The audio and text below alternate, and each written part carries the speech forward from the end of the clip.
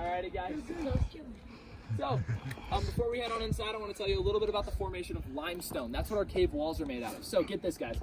500 million years ago, Colorado was underneath a warm, shallow ocean, the Ordovician Sea. As plant and animal life died in that warm, shallow ocean, do you guys know anything about animal life back 500 million years ago? It was big. So to create a little visual, there were huge cephalopods, which are squids, gigantic cephalopods that were eating huge crustaceans, which are crabs. You guys know Mr. Krabs from SpongeBob? Yep. Well, he was to scale, about the size of us. They were huge. Wow. They were dying, and their bones and shells sunk down to the bottom of this ocean, creating layers and layers and layers and layers of calcium. Now, all of this calcium sat at the bottom of that ocean. Now, does anybody know anything about the bottom of the ocean? What's going on down there? Does anybody know what would happen if you went to the bottom of the ocean? It'd be dark, and you would also implode on yourself. That is because of the water pressure down there. That water pressure took all of that limestone, that calcium, excuse me, and compressed it down into limestone. Kinda cool. Now, 70 million years ago, any historians on my tour? Anybody know what happened 70 million? You guys know what happened 65 million years ago, right? Asteroid. Yeah. All right, yeah, very good. That is unimportant, though. 70 million years ago, Rocky Mountain shot up out of the ground. The Great Uplifting happened. And all of that tectonic movement pushed a bunch of solid rock together, creating cracks in all that limestone. Now, this is a little bit of a cliffhanger, folks, a little bit of a cliffhanger story, so keep this in your brains. We're going to continue the rest inside. First thing I'm going to be doing when we head on inside, folks, is take your pictures, okay? I'm going to be taking pictures group by group. This is primarily for safety reasons, to make sure that everybody who goes into the cave with Wyatt comes out of the cave with Wyatt. At the end, I'm going to be counting all the pictures. If there's the same amount of pictures as group, awesome. If there's not, I have a really cool picture to hang on my wall. All right. Mr. Krabs is as big as us. No, I would never survive.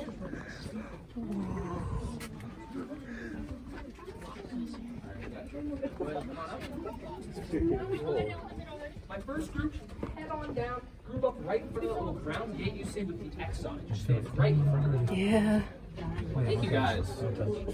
Welcome in. Hold on, you guys will feel the natural AC in just a second. It's about to hit us. Awesome. Yeah. Nice.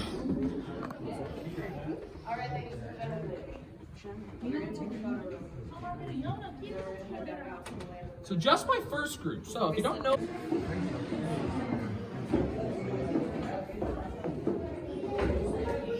Oh, it feels so nice. Thank you. The walkway into our next room is going to be kind of thin, the dirt floor might be uneven. So watch your steps, guys. And then, sir, could you take him off your shoulders just so that he doesn't whack his head on anything? Alrighty, guys, watch your heads here. Watch your heads. Right here, I feel this step up and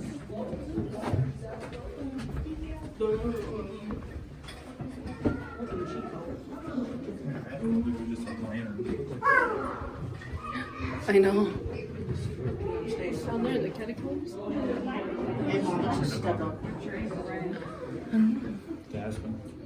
Oh, here they go. Buddy. Watch space. Watch space. But there's no space. Whoa. I can't see anything.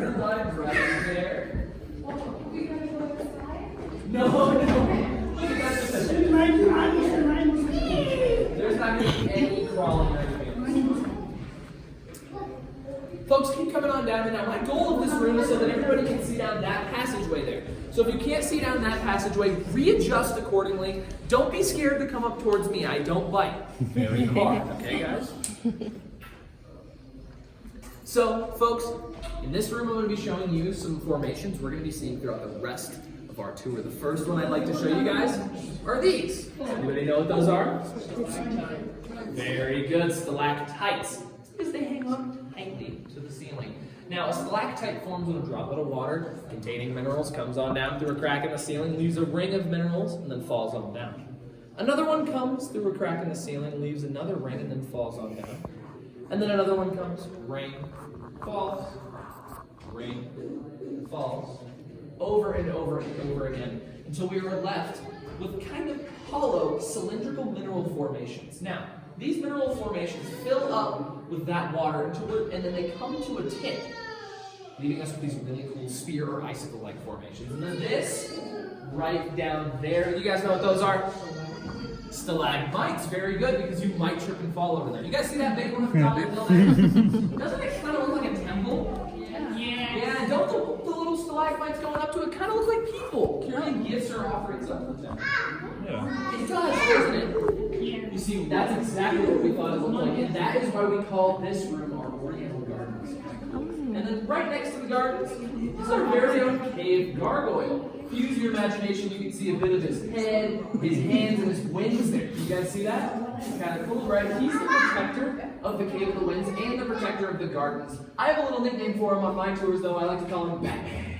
Yeah. This right here, this is our longest stalactite in the Cave of the Winds. This thing is 8.5 feet long. We estimate it took about 102 to 103,000 years to form. Can anybody guess what its name might be? Any guesses at all? No guesses back there.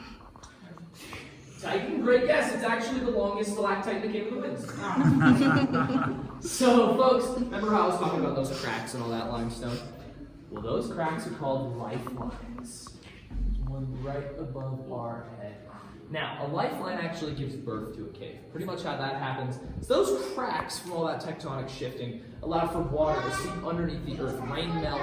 Rainwater and snow melt, started seeping underneath the earth and mixing with the CO2 in all of the walls from all of those animals, all their bones and such, creating a weak acid called carbonic acid. Now, carbonic acid is weak, but it's just strong enough to eat away at calcium, the primary ingredient in limestone. So it spread apart those cracks, started coming on down through here. That water followed, filled up a pocket until about right there. We can see it was filled up.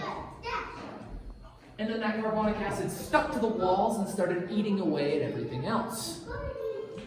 Cool, right? And then that water receded on down to about right there. Carbonic acid followed. Once again, carbonic acid followed. And then it continued going down and down and down until eventually it drained out of this room. The carbonic acid had a lot of room to work with. It went no. It ate away at everything till eventually formations were able to start taking shape. We were left with large air pockets underneath the earth or caves. Kind of cool. And a good way to think about it, the way that helps me think about it, is caves form almost like a pipeline. The water goes on down and it continually just erodes away, creating its own path until eventually it finds its way out of a cave, drains out, and then we're left with these big pockets. Kind of cool, right? Yeah. So, folks, this right here, this is called flowstone. So it is when water containing minerals flows down the cave walls, enriching it, leaving us with this really beautiful frozen ice-like structure we see on the ceiling today. Kind of cool. That is why we don't touch the caves, because the minerals get in there and enrich the pores of the cave and then continue growing out, creating more pores to be enriched. And when we touch it, it clogs it with our fingers. We do not want it. Alright guys, so we're going to continue on forward. There's going to be some formations on the ground to the left. Watch your steps, guys. Watch your step, buddy.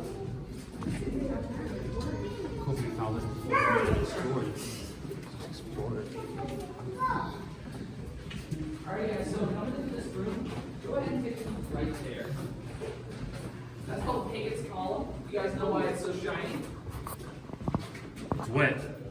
Wet, great guess. It's actually because people were touching it. That's a prime example of what I was just talking about. Since this was the end of our original tour way back in the day, which we're going to get into in just a second, guess what? Rub that pillar for good luck before they crushed out another 3 hours of crawling. So what you're looking at right there is about 50 to 60 years worth of dead skin and hand oil clogging the pores of that formation.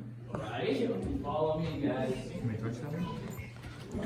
We're going to line them right up here. Hey, little buddy. Hey, high five. You can go back. Those are some cool noises. I just keep recording it. Alright, guys, so Welcome to the Valley of Dreams. Like I was saying, this was the end of our original tour. The reason it was the end is because that very passageway we just walked through was blocked off by lots of rocks, dirts, and large boulders, making it impossible to continue on. Now, was the end until 1935 when a man named Joey hole right above your heads. Be sure you look up there because there's a really cool formation up there in that hole, and I do not want any of you to miss it. So, come on forward. Be sure to look up in that hole. Yeah, go look at the hole.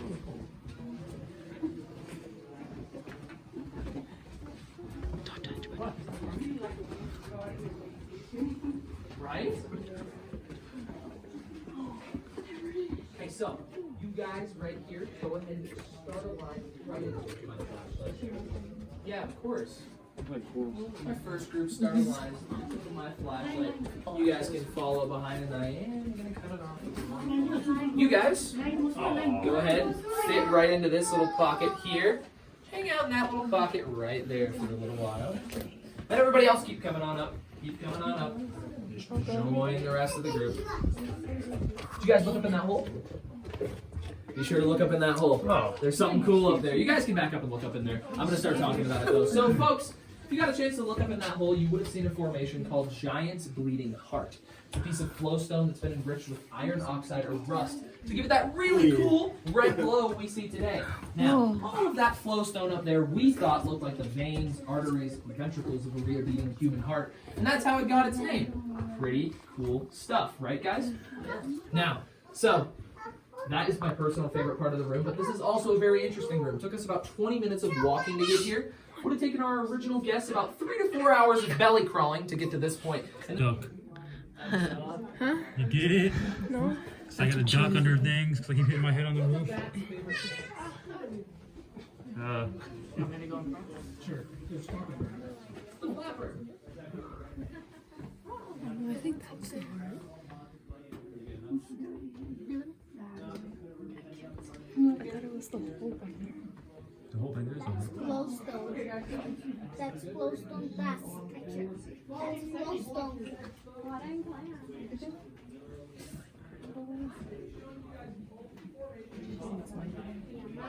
Yeah, pretty much. Is that what you said? We're gonna find lava soon. Emeralds. It's a good thing to take pictures of Hmm? It's a good thing to take pictures of everything. Oh. I wonder if they ever lost people on this tour before they started doing that. I know. They did hide out in there somewhere. Feral guy just jumps out. I've been here for 30 years. I've been lost in this cave for 30 years.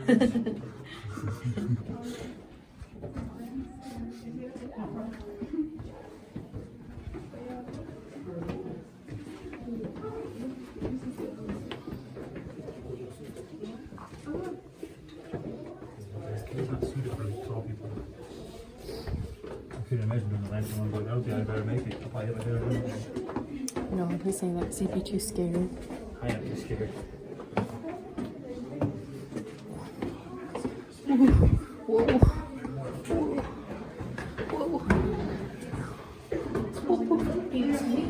It does.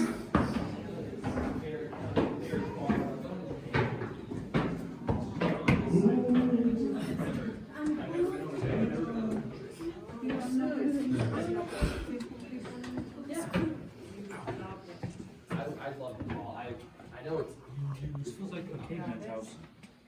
I feel like I'm at home. So, folks, welcome to the Temple of Silence. The reason we call it that, because once you get to the top of those stairs, you don't have enough breath to maintain a conversation. Anybody feeling it? Yeah. So, that, or you were laughing at my jokes too hard. This is actually the highest point on our tour. We're about 7,000 feet above sea level right now. This is also the most shallow point on our tour. Now, how we know that? Because when our maintenance guys go and change the light bulbs in that far back left corner, they actually discovered tree roots growing. Based upon the length of those tree roots, we can estimate that we're about 20 to 30 feet from the surface. Kind of cool. That's why this room has kind of an earthy smell, too. Yeah, smell that kind of weird, huh? Alrighty, folks. And in that same back left corner, you can see what we think look like the teeth mouth and the gums of a large shark. You guys see that? Yeah. That's why we like to call that formation up there. Jaws. Jaws. Very Yeah. good. Yes, you guys know your stuff. Well, I'm going to shine some light on our situation here. So right here is our very own Leaning Tower of Pisa. Right next to it, there's E.T.'s hand. Still trying to phone home. This right here, this is our very own guy's lucky number 7. You guys see that? Where? Right there. Oh, yeah. All right. Now that is a formation called helictite. Helictite forms when water is dripping on down, it's taking shape. A loose breeze must have come on up through here sometime before recorded history, swirled around, pushed it off to the right before the breeze left, and it was able to continue growing back down straight once more. Kind of cool, right, guys? And then this right over here, now this is the remnants of a broken column. Now this column was broken. We discovered this room back in 1929. Once again, we aren't entirely sure how it happened, but our current theory is that a mudslide came on down through here and snapped it in half. Now, sadly, it's never going to grow back together again. That's why we like to call this formation Romeo and Juliet.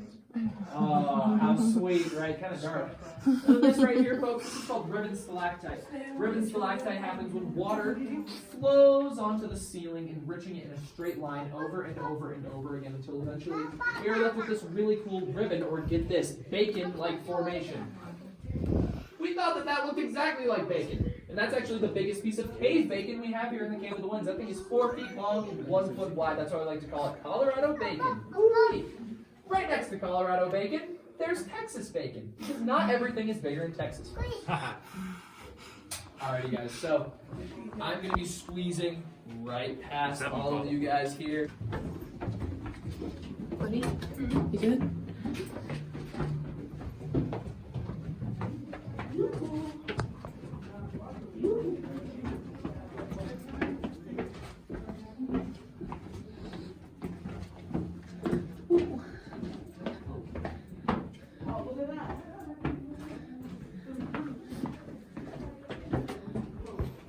We've cracked open and polished so you can see all the layers of iron oxide and calcium inside of it. Very, very cool stuff, folks. Be sure to look at that as we pass on by. Little fun fact, just like the rings of a tree, you can tell how old a cave is based upon its layering. Kind of cool. Alrighty, guys, follow me. Now this right here, this is Bruiser, so watch your heads. He's the cave champion. He's knocked out more guests and guides than anybody else in here, alrighty? So, once you walk by Bruiser, point him out to the person behind you so that they don't get their head knocked off, alright, guys? Thank you very much. It's a bruiser. Yep. Have these fallen on people too? Oh, no. Alright. And then this right here, this is our soda straw stalactite nursery. Be sure to look up at that, folks. I'm going to be explaining it in our next room.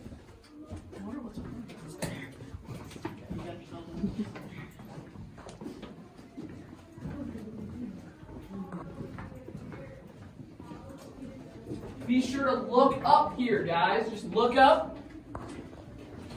Not here. Watch your head. Stay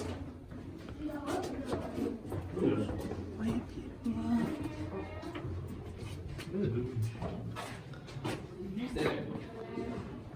Yeah, mailbox. Alrighty, folks, so go ahead and come on up. Line up along this wall. My right, your left. I get better at the whole. You know what I mean?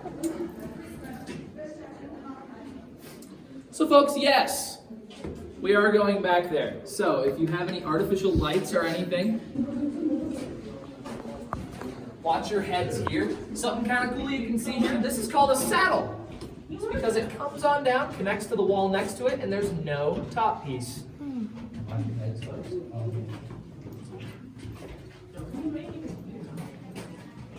Whoa. Yeah, be sure to look up at the ceiling, guys. This is really awesome stuff. Where that white anthonyte up there.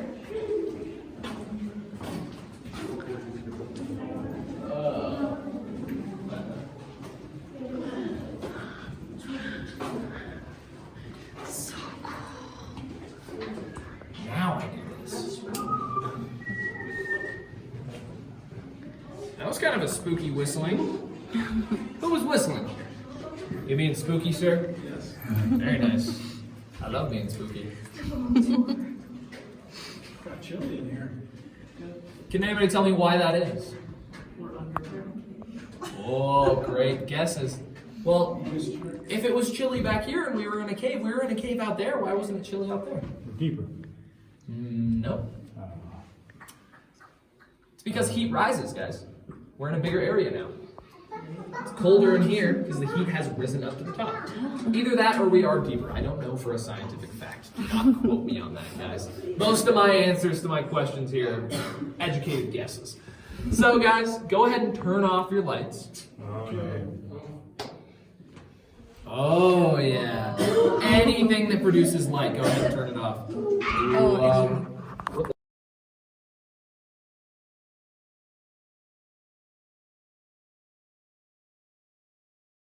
Woman back in the colonial era who hadn't been married yet. She was given the nickname of an old maid, which was actually a derogatory term. I don't know why we call this room Old Maid's Kitchen. It's a little offensive, but that's okay. Anyways, back in 1910, two old maids were coming on in through this very room here, and they noticed a whole lot of nothing. They thought it was quite boring, so they asked their tour guide if they could place two of their silver hairpins up on the wall behind me to the left here to add a little bit of decor, you know, a little bit of bourgeois. It's the word I'm looking for to this room, you know. And then they left this room, came back a year later with two wealthy, healthy, handsome husbands, and thus the legend was born. Leave a silver hairpin, coin, metal object up on the wall, and it states it's 1 year of good luck and a possible marriage. Nice. Leave your items up on the wall, and they fall down or knock somebody else's down. It's 1 year of bad luck and a possible divorce. Bum, bum, bum. So, as you can see, the stakes were quite high. People really, really liked this tradition. It went on for a super long time, almost 100 years, till about 2008. The net holding all of that sweet, sweet luck in the wall there started getting a little bit too heavy, so we had to put this tradition to an end. Sadly, we asked people to please stop putting their items up on the wall. We put up this big sheet of plexiglass. But get this, not all hope is lost, folks. We conducted a very spooky ceremony. Fun fact about the Cave of the Winds, every Saturday is actually Spooky Saturday. Just kidding. Oh, dang. So we conducted a spooky ceremony. We all came in through here, grabbed a circle, sucked out all the magic out of that wall into our fingers, and we put it in this brown bin. Oh. So if you guys are looking to get married, place your coins right on the edge here. We even slope the edges. Should go in pretty easy. If you're looking to get divorced, but ting, right off the edge. I won't tell. Don't worry. I won't tell. So, folks, all the donations that go in here are pulled out to local charities all across Colorado, although we do favor the Colorado Fire Department, just in case any...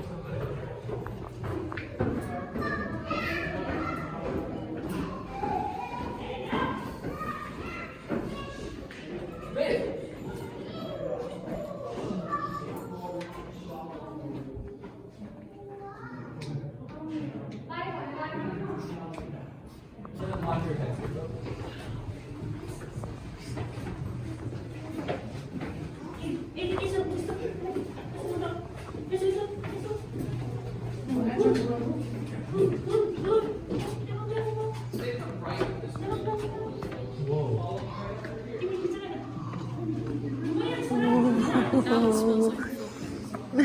It does. It really does. Oh my gosh, how cool.